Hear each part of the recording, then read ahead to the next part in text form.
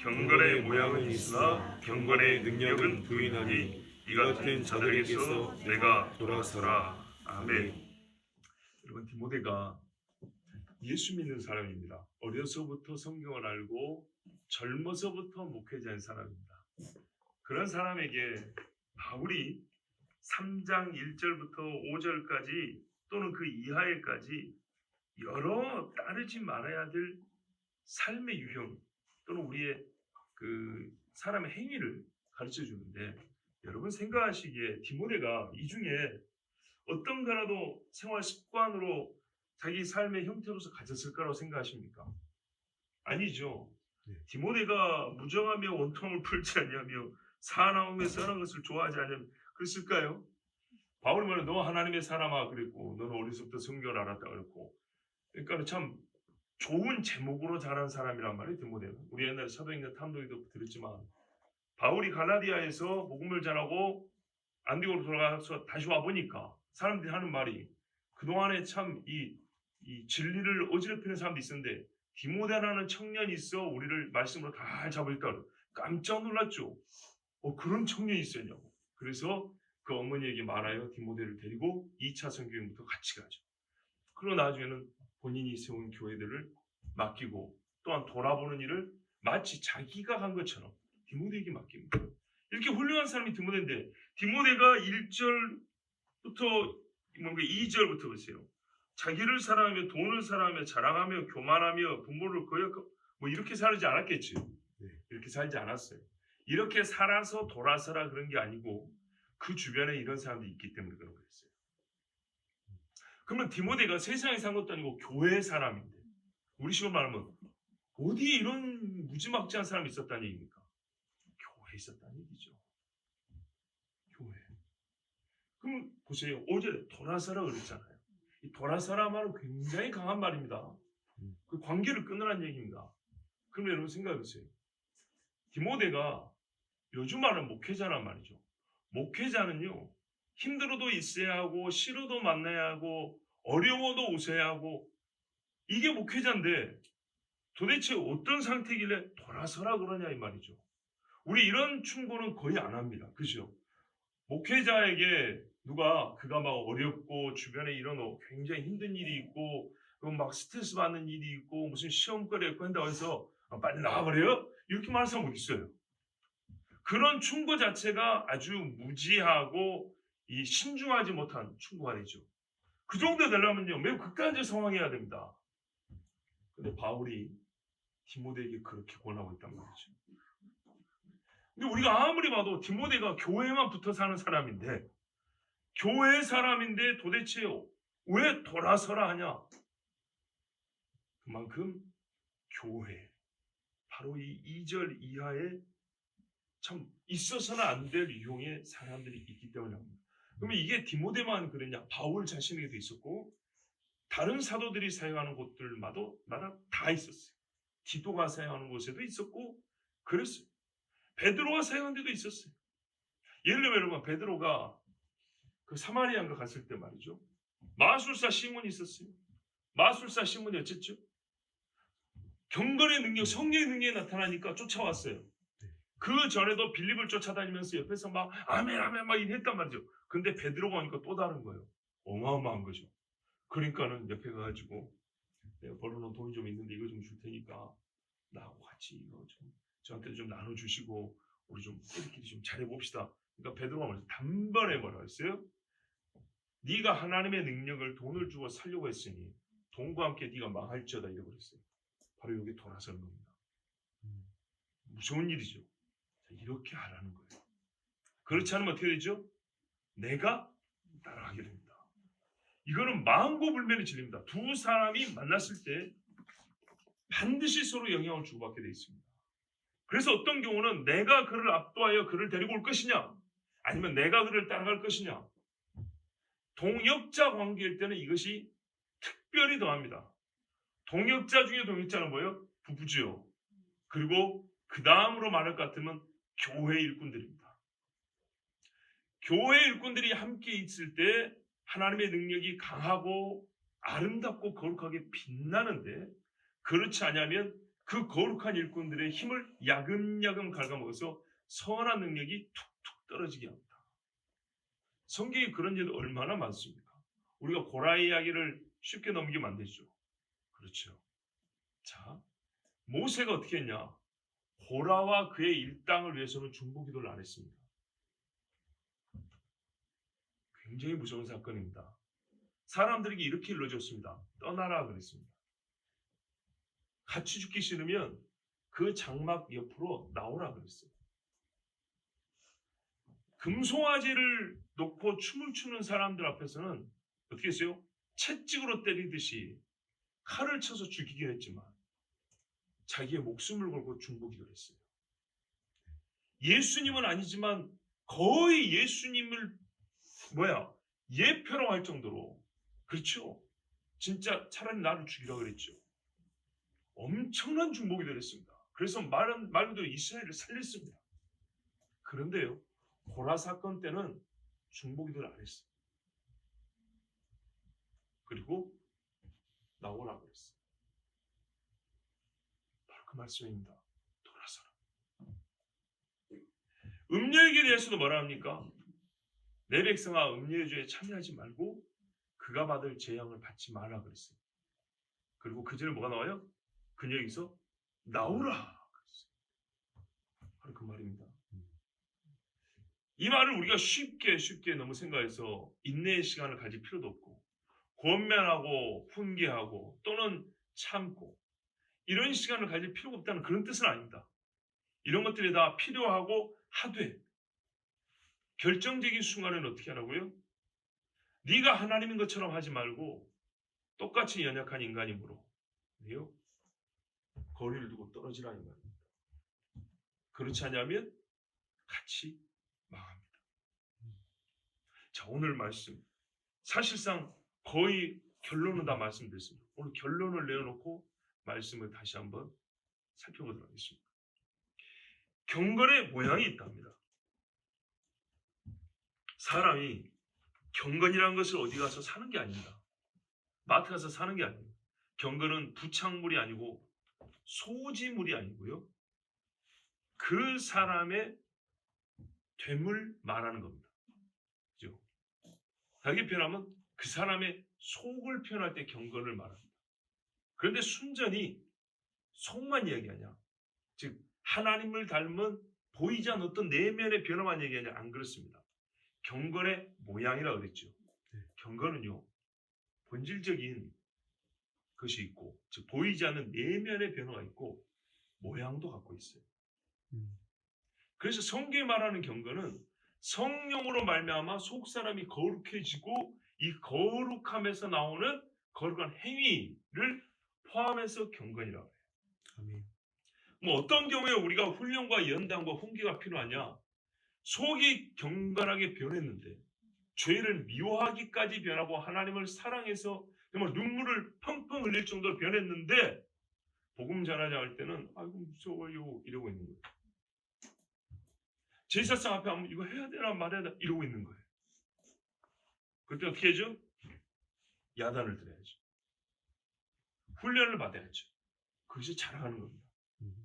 또 하나의 문제는 뭐냐면요, 속이 안 변했는데 가만 보니까 저거 흉내낼 수 있겠어. 그래서 겉으로 나는 제사상이 잘하네 이러고 있는 거예요. 우와 대단하다. 그런데 어떻게 해요? 혼자 있을 때는 술도 잘 마셔요. 이게 문제죠. 자, 그럼 본문에서 문제 삼고 있는 뭐냐면 후자입니다. 후자. 두 개 다 문제입니다. 속 사람의 변화와 그 속에 변화했다는 행위가 함께 나타나 이게 온전한 겁니다. 그리스도를 아는 것과 믿는 것과 행하는 것에 하나됨, 일치로 온전한 사람이 되어 있잖아요. 이게 불완전한 겁니다. 근데 전자는 아직 미숙하다 하면 후자는 가짜입니다. 미숙한 자는 돌아서면 안 되죠. 그 사람 누구의 도움이 필요한 사람입니다. 가르쳐줄 사람, 키워줄 사람이 필요한 겁니다. 그런데요, 후자는요 어떻게 해요? 사기꾼입니다. 사기꾼은 가르쳐가지고 정직하게 만들기가 어렵습니다. 그건 하나님이 하실 일이고 사람은 어떻게 해요? 떠나는 것이 맞는 겁니다. 자, 이 두 번째 사람, 이런 경우가 어떠냐면 바로 2절부터 4절까지 이런 사람들인가요? 다릅니다. 2절부터 4절까지는 경건의 모양이 아닙니다, 여러분. 그렇죠? 네. 그래서 이 5절을 우리가 자세히 봐야 됩니다. 2절부터 4절은 자기를 사람이 이게 어떻게 경건의 모양입니까? 돈을 사람이 어떻게 이게 경건의 모양이고 부모를 거역하는데 어떻게 이게 경건의 모양입니까? 이거는 경건의 모양도 아닌 겁니다. 그런데요, 실상은 이런 사람인데 어떻게 해요? 디모데의 눈앞에 아닌 것처럼 모양을 내는 사람이 있다 이 말입니다. 나는 자기를 사랑하지 않아. 나는 하나님을 더 사랑해. 나는 돈을 사랑하지 않아. 나는 세상을 사랑하지 않아. 그렇게 나타난 사람이 있다는 거예요. 우상의 절하고 세상을 사랑하는 게 많이 본 사람은 경건의 모양도 없죠. 그런 사람은 사실은 판다로 할 것도 없어요. 그런데 말이죠, 2절부터 4절 같은 행위가 안 보여요. 오히려 정반대로 하는 거예요. 많이 참고 다른 사람들이 용서도 잘해주고 구제도 잘하고 굉장히 훌륭한 모습을 보여주는 거예요. 그러니까 이걸 어떻게 해요? 이런 걸 경건의 모양이라고 하는 거예요. 이런 모양이 있는데 어떻게 해요? 이게 가짜인 거예요. 그 속과 일치된 것이 아니라 속에는 다른 마음인데 겉으로 그런 모양을 나타내서 누군가를 속이는 거죠. 누군가를 속이는 목적은 뭐겠습니까? 우리가 바리새인에서 많이 봤죠. 자기를 높이고자 함이에요. 그리스도를 높이고자 함이 아니라 자기를 높이고자 함이에요. 그런데 우리가 어떻게 해요? 이런 경우에 잘 속는단 말입니다. 흰옷을 입었지만 속살이 검은 사람인데 이거를 모르고 속는 경우가 있단 말이에요. 이게 미혹입니다. 그러니까 이 미혹자들은 어떻게 해요? 한 번, 두 번 권한 후에 내버려두라고 그랬어요. 성경 항상 같은 말씀입니다. 이런 사람을 어떻게 해요? 경건의 모양은 있으나 경건의 능력은 부인한다고 말하는 겁니다. 조금 더 우리가 생각해볼게요. 경건의 모양은 있지만 경건의 능력은 부인한다는 말의 핵심이 뭐냐? 자기 행위에 있어서 모양은 괜찮죠. 자, 아니 모양이 그 정도면 됐지 뭐. 누군가를 실제 구제해서 그 사람 배불렀으면 됐지 뭐. 그걸 왜 가지고 문제 삼어? 자, 문제 삼는 이유가 있어요. 능력을 부인하기 때문에 하죠. 능력이 부인한 건 뭐냐? 자기 행위의 경건의 모양이라는 괜찮은 행위에 대한 설명과 해석을 할 때 어디서부터 난 것이냐를 말할 때 10분을 들으면 하나님인데 1시간을 들어보면 나가 나옵니다. 그래서 그 사람과 계속 시간을 보내고 함께하고 하다 보면 처음에는 주를 위하여 한 것 같지만 어느새 나를 위하여 하는 것을 습득하게 됩니다. 이래서 무서운 게 바로 경건의 모양을 쓰나 능력은 부인하는 자들입니다. 이 영적 괴로움에서 어떻게 이겼습니까 했더니 기도할 때 우리 주님이 나를 도와주셨어 하고 시작을 합니다. 근데 이렇게 말합니다. 내가 해보니까 이제 기도라는 게 말이지 이러고 이제 1시간 2시간 가버립니다. 이거는 경건의 능력을 부인하는 겁니다. 자, 하나님께서 복 주셨습니다. 하나님께 영광을 서로 돌아봅시다. 서로 사랑합시다. 우리 같이 복음 전합시다. 경건의 모양입니다. 이게 진심에서 나오면은 할렐루야인데 이렇게 말을 했습니다. 그런데요, 어떻게 복을 줬습니까? 어떻게 당신 복을 받았습니까? 라고 물어보면 이제 술술 대답을 할 거 아닙니까? 그 대답을 할 때 자신의 처신과 기술과 능력과 급기야 운까지 이렇게 말이 이어지는 사람이 있습니다. 이 사람은 처음에 봤던 하나님이라는 말은 다른 사람의 이목, 특히 믿는 사람들에게 주의를 집중시키기 위한 하나의 화술에 불과한 겁니다. 서로 돌아봐야 한다고 주장하지만 막상 형제의 눈물과 슬픔에 동참한 일이 거의 없고 하나님의 축복의 인사말과 위로의 인사말을 그 입에서 찾아보게 됐습니다. 무슨 말 우리가 하나님께서 위로하십니다 하고 했을 때 어떻게 할 때 할 말이 없는 거예요. 그리고 위로한다고 하는 말이 그 출처를 알아보기 어려운 즉 하나님에서라고 이해하기가 어려운 어떤 사람과 사람의 말들이 모인 그런 위로의 말들이 나옵니다. 책망의 말도 마찬가지. 처음에 그리스도에 대한 이야기를 시작할 때 굉장히 뜨겁게 시작합니다. 그런데 십자가의 이야기를 성경에서 가져와서 얘기하는 데는 이상부님은 끝나버립니다. 그리고부터는 가만 보면 자기 관점에서 또 세상 누구는 이렇게 말하던데 이런 식으로 이제 계속 가는 거죠. 아무 일도 없을 때는 하나님을 말하지만 정작 하나님으로부터 나온 말이 필요한 순간이 있어요. 정말 우리 삶에 그런 때가 있거든요. 그럴 때 하나님 이야기를, 하나님의 말씀이 입에서 안 나오는 사람, 아주 여러분 조심해야 합니다. 우리가 신학적 개념과 교리에 대해서도 한두 마디는 할 수 있어요. 신학자들처럼 말은 못해도 신앙인으로서 말할 수가 있어요.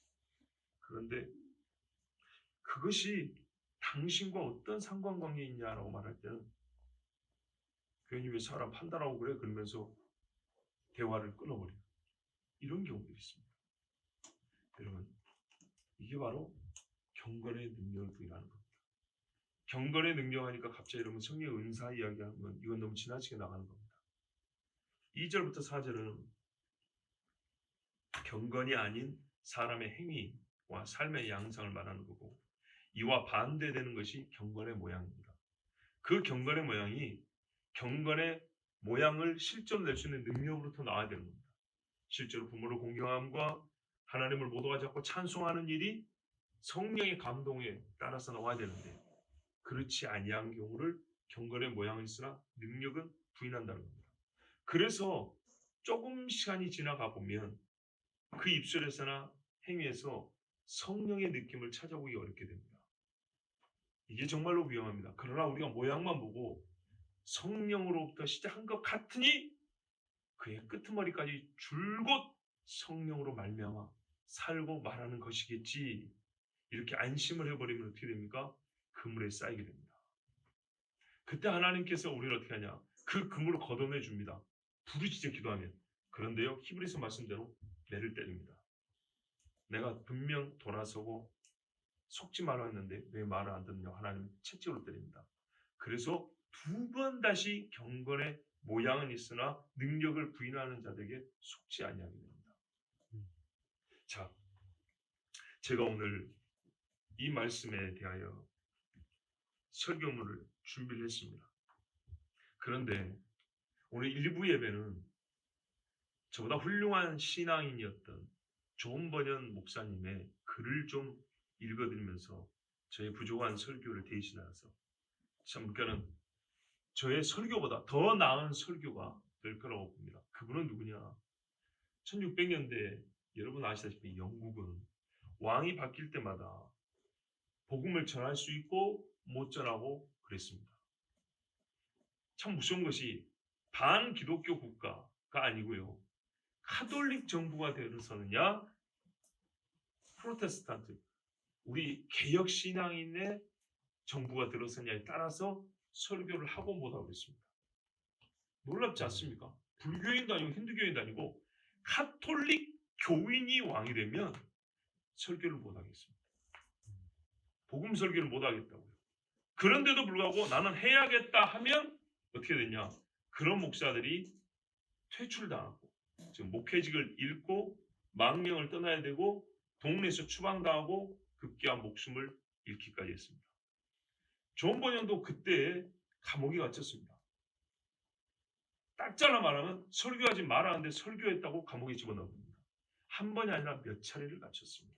마치 우리 일제시대처럼. 그 고생 중에, 옛날에 감옥이 얼마나 어렵습니까? 그 고생 중에 하나님의 감동을 받아서 쓴 책이 바로 신앙인의 천국 가는 여정을 쓴 책 철로역정입니다.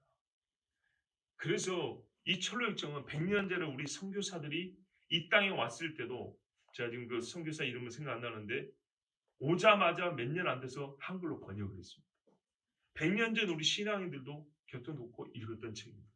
자, 그런데 제가 이 책을 읽다 보니까 오늘 이 말씀에 딱 맞는 부분이 있는 거예요. 그래서 제가 설교를 준비했는데 가만 보니 나의 설교를 이 일부 예배 때 여러분에게 준비한 걸 읽는 것보다 이 부분을 한 번쯤 읽어서 들려드리는 것이 오늘 말씀을 우리가 이해할 뿐만 아니라 말씀을 깨닫고 은혜를 받는 데 훨씬 도움이 되겠다. 그런 생각이 들어서 이 번영 목사님의 글을 일부 읽어드립니다. 조금 길지만은 이야기책이기 때문에 여러분 재밌을 겁니다. 맥락을 설명해드리면 믿음이라는 사람하고 크리스천이라는 사람하고 둘이 동화돼서 시온성을 향해 나아갑니다. 근데 항상 보면 뭐냐면 신앙인은 혼자 가지 않습니다. 하나님은 혼자 가게 내버려두지 않더라고요.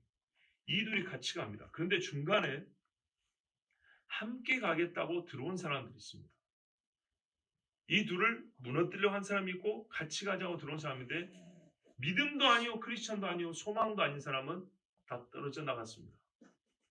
자, 우리가 믿음의 여정의 전도서에 보면 같이 가는 게 복이라고 그랬습니다. 베드로가 혼자 가면 못해서 요한을 붙여준 게 아니죠. 바울이 혼자 가면 선교를 못해서 그 옆에 많은 동무들을 붙여준 게 아니죠. 자, 하나님께서 이거 주신 복입니다. 어떤 의미에서 또 영적 싸움의 원리입니다. 함께하여 싸우면 엄청난 힘이 있지만 아무리 강한 자라도 혼자 있을 때 반드시 약해지기 마련입니다. 약해질 때는 누군가의 도움이 필요합니다. 자, 그래서 함께 가는데 이 두 사람이 함께 하는데 중간에 수다쟁이라고 이름한 사람이 끼어듭니다. 같이 가자고. 그런데 믿음이란 사람이 이 수다쟁이 말을 들어보니까 정말 믿음이 보이는 거예요. 그래서 계속 그럼 우리 대화하며 갑시다. 근데 옆에 크리스천이 보니까 아닌데 이런 거예요. 자, 아닌데 그러면서 크리스천이 믿음한테 충고를 해줍니다. 저 사람은 아닙니다 라고 충고를 해줍니다. 그리고 조금 얘기해보면 이런 결과가 나올 겁니다 라고 얘기하는 부분입니다. 근데 그게 오늘 경건의 모양은 있으나 경건의 능력은 부인한 자들에서 내가 돌아서라와 딱 맞는 부분입니다. 한번 여러분 들어보십시오. 믿음이 말합니다. 형제여, 크리스천에게요. 나는 당신의 말을 믿지 않을 수 없습니다. 당신이 그를 잘 알고 있다고 말했기 때문이 아니라 당신은 크리스천다운 양심으로 사람들을 정직하게 평하기 때문입니다. 그래서 크리스천의 말을 듣고 그 사람에 대해서 한번 생각을 해보겠다는 거예요. 당신이 악의를 가지고 그런 말을 했다고는 생각할 수 없고 사실상 당신이 말한 그대로일 거라고 믿습니다. 크리스천이 말합니다. 나도 당신처럼 그를 잘 알지 못했더라면 처음에 당신이 그에게 경탄했듯이 아마 나도 그의 본성을 파악하지 못하고 그렇게 생각했을 것입니다. 종교를 배척하는 무리들의 입으로부터 이런 말을 들었더라면 나는 그것을 악에 찬 비방으로 여겼을 테죠. 보세요.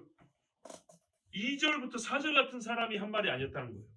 딱 들으면 굉장히 경건한 목소리였다는 거예요. 차라리 악한 사람 같으면 내가 아무 말도 안 했을 건데 경건의 모양으로 음성을 냈기 때문에 내가 말하지 않을 수가 없었다는 거예요. 그렇지 않은 말이. 악한 사람들이 위해서 선한 사람들의 명성이나 기업을 혹평하는 일이 흔히 있으니까요. 하지만 내가 직접 알고 있는 이러한 모든 악한 행위들만 가지고도 그가 얼마나 사악한 자라는 것을 증명할 수 있습니다. 선한 사람들은 그를 부끄럽게 여기고 있어 형제나 혹은 친구라고 부르지도 않는답니다. 그를 알고 있는 사람들은 그의 이름만 들어도 얼굴을 붉히며 수치로 여기고 있죠.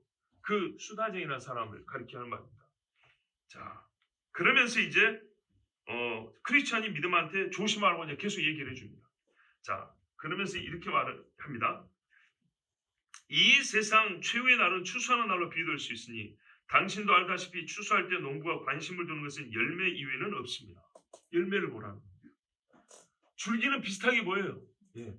믿음에 의하지 아니한 것도 받아들일 수 있다는 뜻이 아니고 심판날에 이르러 저 수다쟁이의 허황된 거짓말이 얼마나 쓸모없고 헛된 것인지를 알려주기 위해 이러한 비유를 말하는 것입니다. 믿음이 말합니다. 당신의 말씀을 들으니 모세가 깨끗한 짐승에 대하여 설명했던 것이 생각나는군요. 얼마나 성경적으로 이 글을 썼는가 봐보세요. 깨끗한 짐승이란 굽이 갈라져 쪽발이 되고 새김질하는 것을 일컬음이요. 굽만 갈라졌거나 새김질만 하는 짐승을 말하는 것이 아니라던 말씀 말입니다. 토끼는 새김질은 하나 굽이 갈라져 있지 않으므로 깨끗하지 않다고 말씀하셨는데 이는 수다쟁이와 너무나 유사한 비유입니다. 그는 세상적인 지식을 이용하여 말만으로 새김질을 하지만 행위는 죄인의 길에서 떠나지 못함으로 갈라지지 않았다는 얘기입니다. 이게 이런 뜻이었구나. 배우게 됩니다. 왜 정결하고 부정하다 했는지.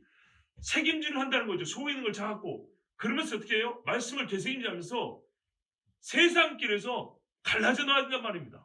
그래서 쪽발이야 정결하다. 그렇게 해석을 한 겁니다. 행위는 죄인의 길에서 떠나지 못함으로 개나 곰의 발처럼 굽이 갈라지지 않은 부정한 자라 해야 할 것입니다. 크리스천 말합니다. 당신이 말씀하시는 것을 들으니 잘은 모르지만 성경 말씀의 참된 뜻을 이해할 것 같은데 저도 한마디 보태지요. 사도 바울은 말만 하기 좋아하는 사람들을 가리켜 소리나는 구리와 울리는 꽹과리와 같다고 하셨고, 다른 부분에서 이 말을 좀 더 쉽게 설명하여 생명 없는 것이 소리를 내는 것과 같다고 했지요. 전부 다 성경으로 대본을 삼아갖고 소설을 썼어요. 생명이 없는 것들, 즉 진실한 신앙과 복음의 은혜를 받지 못한 사람들은 비록 그들의 혀가 천사의 목소리로 많은 것을 이야기할지라도 생명의 자손들 틈에 끼어서 천국에서 함께 살 수는 결코 없는 것입니다. 믿음이 말한다. 그렇지요. 처음부터 저 사람과 동의하는 것을 그다지 달갑게 생각하지는 않았지만 이제는 아주 진절머리가 나는군요. 어떻게 하면 저 사람을 떨쳐버릴 수 있을까요? 크리스천이 말합니다. 저의 충고를 받아들여 제가 말하는 대로 한번 해보십시오. 그렇게 하면 하나님께서 그의 마음을 감동시켜 마음을 돌리게 하지 않는 한 그도 역시 당신과 동의하는데 진절머리를 낼 테니까요. 자, 어떻게 하라 하냐? 참된 종교의 능력이 그의 마음이나 가정이나 대화 속에 명백히 들어있는지를 확실하게 물어보십시오. 확실하게 물어보라는 거예요. 애매하게 말고 직접적으로 단도직입적으로 물어보라는 겁니다. 자, 그래서 믿음이 수다쟁이와 같고 이야기를 다시 시작합니다. 그래서 주제를 기본다. 믿음이 하나님의 구원의 은혜가 사람의 마음속에 들어갔을 때 어떻게 그 변화가 나타날까요? 신앙인다운 대화의 주제죠. 이렇게 얘기를 해보자 합니다. 그러니까 수다쟁이가 뭐라고 말하냐? 그러면 사물의 능력에 대해서 이야기해보자는 말씀이군요.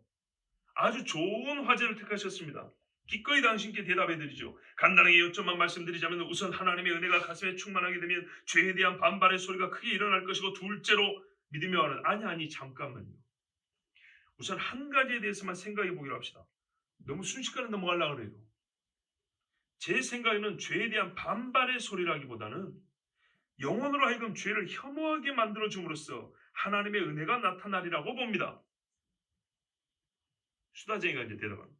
아니, 죄에 반발하는 소리와 죄를 혐오하는 생각 사이에 도대체 무슨 차이가 있단 말씀입니까? 믿음이 큰 차이가 있죠. 사람은 단지 전략상, 아주 중요한 표현입니다. 전략상 죄를 비난하는 소리를 할 수 있지만, 왜? 같이 교회 있으니까 교인들끼리 전략상 자기도 죄를 미워하는 것처럼 말할 수 있지만, 진실로 죄 그 자체를 미워하려면 죄악을 대지하는 경건한 반감, 경건이 나오죠. 경건한 반감에 의하지 않냐고는 할 수 없는 것입니다. 많은 사람들이 강단 위에서는 죄를 비난하여 크게 외치지만 나 같은 사람 말하는 거예요. 실제로 그들의 마음이나 가정에서나 행동에서는 그 발언대로 잘 지키지 않는 사람들을 여러 번 보았지요. 요셉의 주인 마누라는 마치 자신이 정숙하고 경건한 것처럼 큰 소리로 외쳤지만 기꺼이 요셉과 더불어 부정한 짓을 행하려 들었습니다. 성경에서 이렇게 나와요. 깨끗한 척이 있다는 거예요. 근데 누가 더러웠냐? 보디발의 아내가 더러웠어요. 마치 어떤 어머니가 무릎에 앉힌 아이를 향해 못된 아이니 버릇없는 녀석이라고 막 비난하다가도 어느새 아이를 껴안고 입맞추는 것과 같습니다. 수다쟁이, 내가 보기에 당신은 억지로 남의 흠을 찾아내려고 애쓰고 있군요. 믿으면 아닙니다. 결코 그렇지 않아요. 저는 단지 현상을 옳게 판단하고자 할 뿐입니다. 경건의 모양에 대해서 옳게 판단하고자 할 뿐입니다. 자, 그럼 마음속에 나타나는 은혜의 작용의 두 번째는 뭐라고 생각하십니까? 수다쟁이 말합니다. 복음의 신비에 대한 많은 지식의 획득이지요.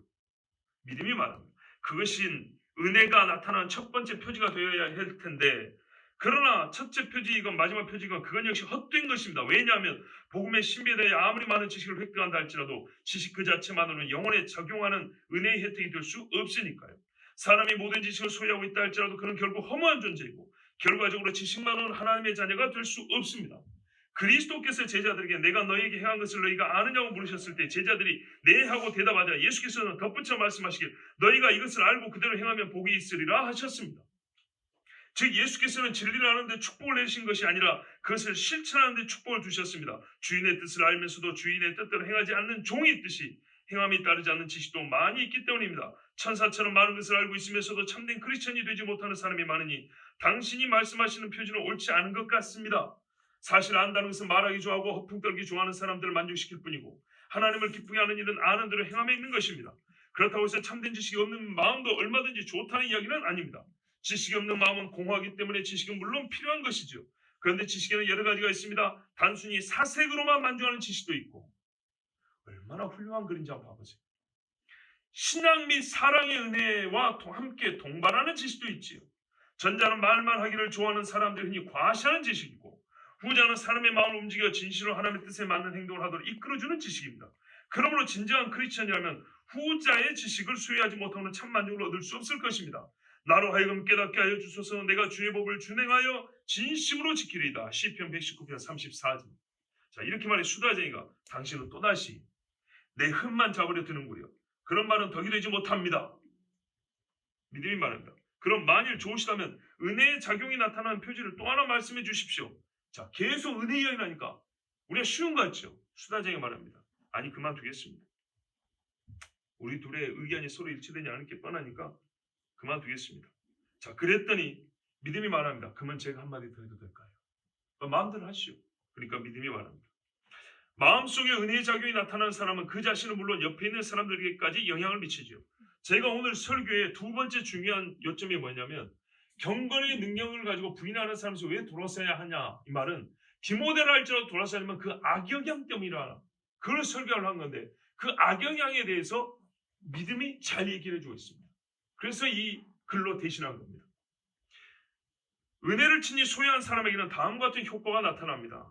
즉, 은혜의 작용으로 인하여 자신의 죄의식을 절실히 깨닫게 되고, 특히 본성의 타락함과 불신앙의 죄를 인식하게 되죠.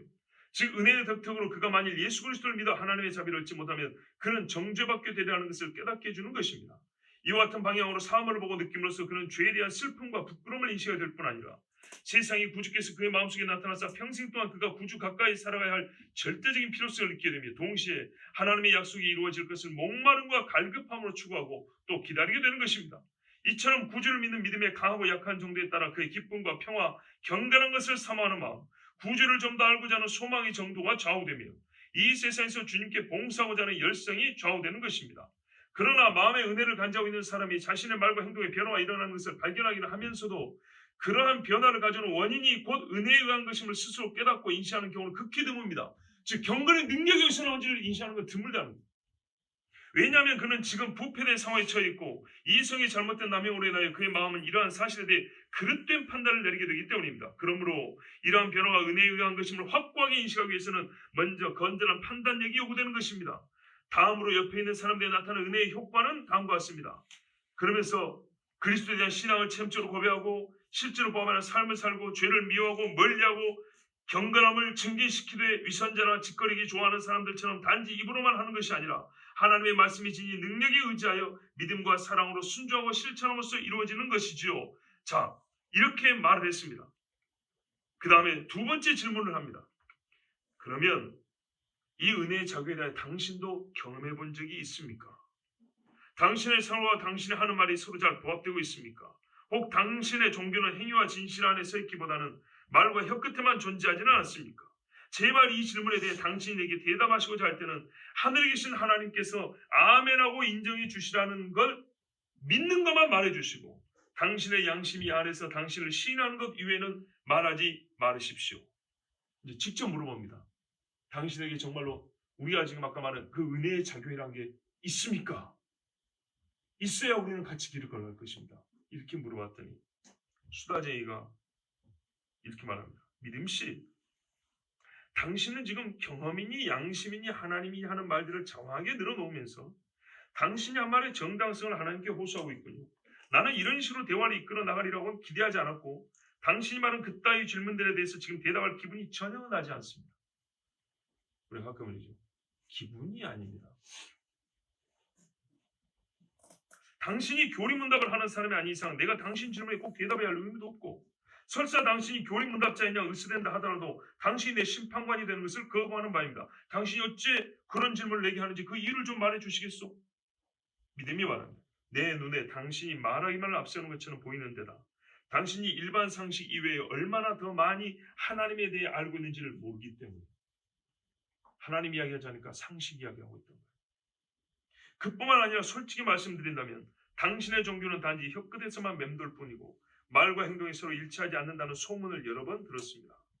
그들의 말에 의하면 당신은 크리스천들 가운데 하나의 오점으로서 당신의 경건하지 못한 행동으로 인하여 종교가 더 나쁜 인식을 받게 되고, 당신의 사악한 속임수에 넘어간 사람이 벌써 여럿이며 앞으로도 그로 인하여 멸망의 위기에 처할 사람들이 더 많아질 것이라고 하더군요. 당신의 종교는 술집과 탐욕과 부정한 짓과 헛된 맹세와 거짓말과 잡담 등 온갖 좋지 않은 것들과 함께 결합되어 있습니다. 한 명의 매춘부가 여성들 전체에게 수치가 된다는 속담이 있듯이 당신은 모든 성도들의 수치가 된다는 평판이더군요.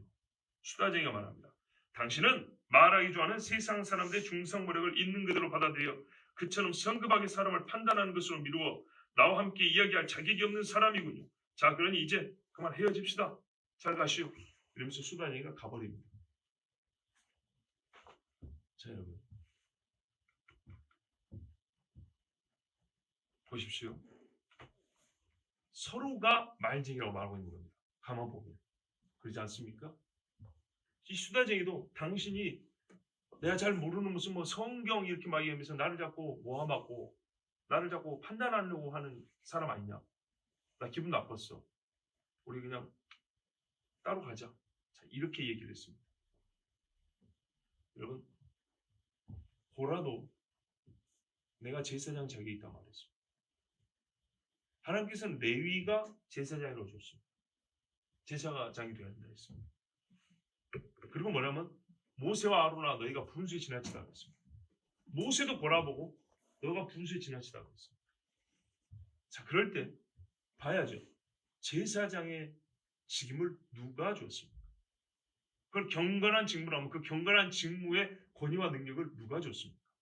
하나님이 주셨죠. 고라는요, 사람들이 지지했습니다. 이 많은 사람들이 나를 좋아한다. 이 많은 사람들이 나를 옹이하고자 한다. 내가 제사장 되는 걸 원한다. 여론과 사람의 수였습니다. 아무리 수가 많아도 하나님 한 분을 잊을 수 없습니다. 이 수많은 사람들은 하나님의 호흡 주심에 살고 호흡을 거두심에 죽을 수밖에 없는 피조물입니다. 옳고 그름의 판단은 하나님이 하십니다. 오해하지 마십시오. 이거는 우리가 지금 소위 말해서 하나님의 종이라고 부리는 사역자들에게 얘기하려는 게 아닙니다.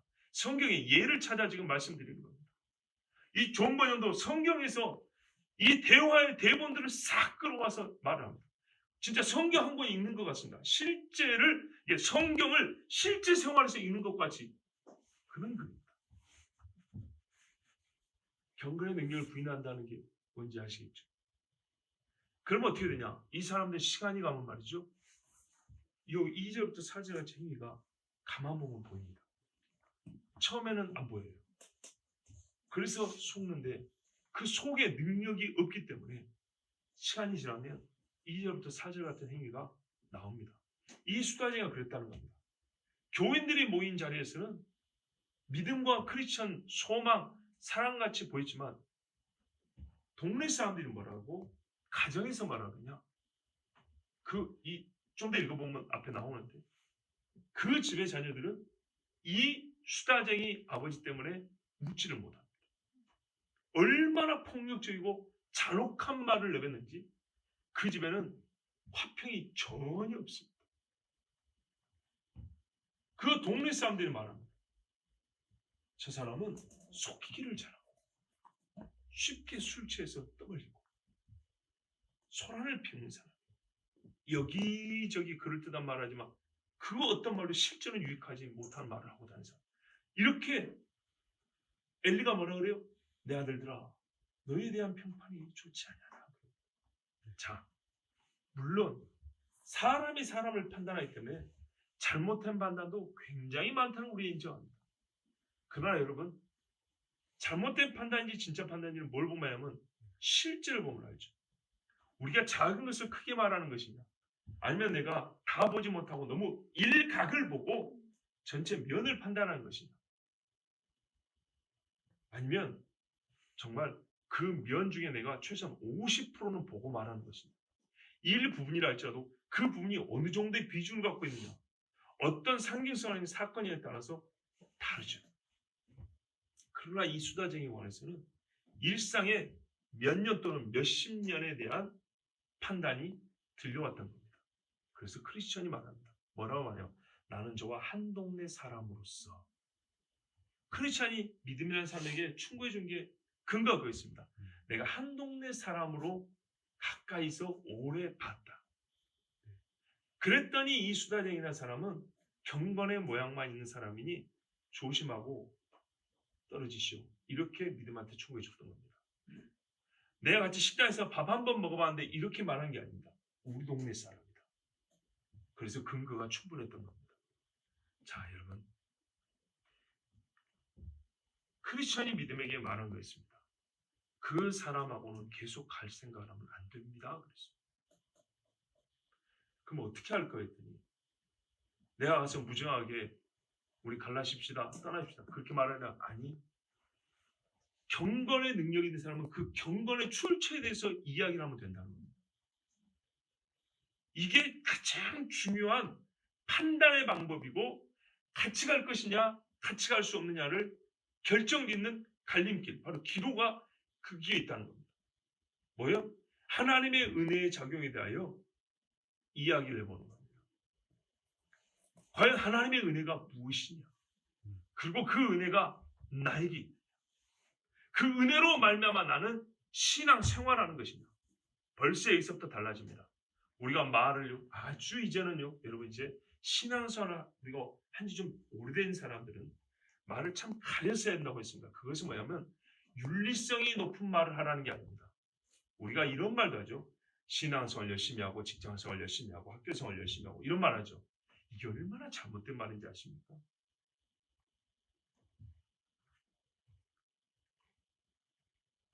여기서 이런 식으로 말하면 신앙생활 말하면 교회생활입니다. 그렇죠? 엄밀히 말하면 교회생활 잘하고 학교생활 잘하고 직장생활 이렇게 말하는 것입니다. 근데 이걸 신앙생활 잘하고 이러면, 여러분, 신앙은 교회에서만 나타난 거예요. 가정에서도 신앙으로 살아야죠. 직장에서도 신앙으로 살아야죠. 학교에서도 신앙으로서 살아야죠. 이 모든 것이 생활이고, 생활의 신앙이 있어서 신앙생활이라고 하는 겁니다. 학교는 생활이 아닙니까? 아까 생활이라고 그랬죠. 군대도 군대생활. 우리가 다 이렇게 말합니다. 군대생활할 때 이렇게 말합니다. 직업을 바꿨어요. 그럼 이전에 했던 직, 내가 저기서 일할 때, 그 생활할 때 전부 다 생활이라고 합니다. 왜? 우리가 태어나서 죽을 때까지 다 생활이라고 말을 합니다. 삶을 실제적으로 움직이는 역동적인 표현으로 생활이라고 그러죠. 생활이 아닌 게 어디 있습니까? 근데 성경이 그 생활을 수식하는 말, 신앙생활입니다. 모든 생활에 신앙이 있어야 됩니다. 그래서 신앙생활 잘하고 종교생활, 학교생활 잘하고, 이건 틀린 말이에요. 이게 바로 경건의 모양이 있는 어느 생활인 거예요. 그것이 아니에요. 학교에서도 신앙인답게 기도하고 공부해라. 직장에서도 신앙인답게 정직하게 열심히 해. 성경이 말하냐? 종들아, 네 상전 섬기기를 하나님 섬기기를 하라 했다. 이렇게 가르치는 거죠. 학교생활 열심히 해라. 하나님께서 전도서에 말하고 참 훌륭한 스승들을 많이 갖다 있다. 비록 그 선생님이 예수님 잘 모르지만 그 안에 하나님이 우리에게 가르쳐주고 싶은 계시가 있다면 잘 들어야 된다. 그리고 예수 믿는 선생님이면 그 선생님과 함께 기도하면서 너희 반 아이들한테도 같이 기도하고 말씀으로 또 선생님 훈계할 수 있는 어떤 지혜로운 방법을 함께 연구해 보도록 하고, 이렇게 가르치는 겁니다. 이게 학교 생활을 신앙으로 하는 거, 직장 생활을 신앙, 군대 생활을 어떻게 해요? 애들이 전부 다 텔레비 보고 쪽파이 뭐라고 교회가 말해요. 그러지 말고 너희 동기들에서 같이 기도해라. 내용 안에서도 다른 그 나쁜 짓들을 많이 하는데 막 잡지 보고 막 게임하고 그러지 말고 성경 한번 읽어라. 그러면 그 중에 군대 생활 정말 힘들어서 자살을 하거나 탈영을 하는 애들 중에 한 사람이 오늘 네한테 상담을 요청하고 도움을 요청할 날이 올 것이다. 그 한 사람을 살릴 수 있는 기회가 너에게 언제 있을지 아느냐. 나는 꼭 군대 생활에서도 나쁜 거 배우지 말고 외박 나와서 더러운 데 음란한 데 가지 말고 근처 교회 가서 기도하고 군대 생활 기도하면서 해야 된다. 이게 신앙으로 군대 생활하는 거예요. 이게 신앙생활이에요. 신앙생활. 네. 그래서 우리가요, 경건의 모양을 갖는다는 것이 실제로 우리가 언어 생활에 많이 배워 있어요. 경건의 능력을 보여. 이렇게 나누면 안 됩니다. 모든 일을 신앙으로 하고, 이게 신앙생활에 이게 경건의 능력이 있는 겁니다. 경건의 모양이 삶의 전반에 있고 실제로 그게 가능하기란 쉬운 일이 아닙니다. 그래서 어떻게 해요? 그때그때마다 하나님께 기도하지 않냐고는 불가능한 겁니다. 그런 이 사람은 경건의 능력이 있을 수밖에 없고요. 그게 가능했다는 건 능력이 있다는 건데 그 능력이 어디서 옵니까? 거룩하신 하나님에게서 오죠. 아멘. 기도해서 경건의 삶을 살았으니 경건의 능력이 어디서 오며 누구의 것인지를 알게 되고 실제로 그 경건을 받았으니 이겨내는 거죠. 아멘. 그런 사람들에서는 어떻게 다음에 똑같이 군대 생활을 얘기를 해도 신앙 생활에서 군대 생활 얘기가 나와요. 직장 생활을 얘기해도 처음에는 간단하게 시작했지만 가짜는 어떻게 하면 신앙 이야기로 직장 생활 이야기를 했다가 순전히 자기 인간으로 끝나요. 근데 진짜는 어떻게 하면 대화의 시작은 너도 이 일 해봤어, 나도 이 일 해봤어 오면서 이렇게 평범한 이야기로 시작했다가 점점 신앙적인 이야기로 끌고 들어가요. 하나님 이야기로 가요. 달라요.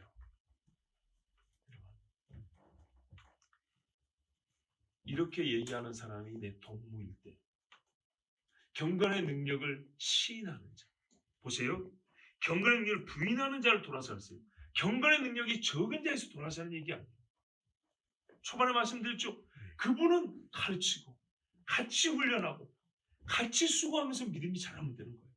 그러나 부인한다는 것은 없다는 거예요. 광명의 천사로 가장한 사탄의 일꾼이다 성경이 말했어요. 어떻게 합니까? 아까 크리스천도 했죠. 내가 한 동네에 살면서 봤다 그랬어요. 아까 대사에도 나오죠. 열매.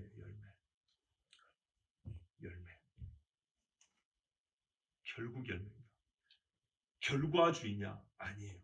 결과주의가 아니에요. 우리나라 특수부대가 많은데 최고라고 하는 특수부대 중에 하나가 707이 있습니다. 707. 707 특수부대의 구호가 뭐가 있냐면 결과로서 과정을 입증한다. 행동으로서 논리를 대변한다. 무슨 말입니까? 전쟁과 전투를 할 때 있었어요. 과정을 잘했는데 내가 죽어버렸어요. 져버렸어요. 그러면 그 과정은 사실 옳은 게 아니었단 말입니다. 전쟁에 있어서 과정이 옳으면 내가 살아야 되는 거예요. 무슨 말인지 아시겠죠? 전쟁에 있어서 과정이 잘 됐다는 것은 결국 네가 살아남아. 예배수에 뭐래요? 악한 날 싸우고 능히 어떻게 해요? 굳게 서기 위함이라. 서 있을 때 그 사람에게서 가세히 보면 전신갑주가 보이는 거예요. 뭔 말인지 아시겠죠? 그래요. 성경의 열매를 본다는 건 결과지상주의를 말해요. 성과를 내라는 게 아니에요. 네가 좋은 열매를 맺었다는 것은 하나님의 법이니까요. 이게 세상 법이 아니잖아요. 세상은 속량 하나님의 법에서는 네가 좋은 열매를 맺었다는 것은 너희가 좋은 과정, 옳은 과정을 겪어왔고 행해왔다는 말이다. 그 결과로서 하나님이 열매를 줘서 내가 갖고 있는 거잖아요. 그래서 여러분 열매가 중요해요. 그러나 열매가 없는 자는 어떻게 해요? 열매가 있는 척을 하는 겁니다. 이게 굉장히 위험한 일입니다. 너무너무 위험합니다. 그래서 바울이 훌륭한 신앙인이요 말씀의 교사인 디모데에게조차도 돌아서라 그랬습니다. 여러분 때는 악합니다. 1절에 말세에 고통하는 때가 이르는데 2절부터 4절 같은 일이 극단으로 치닫습니다.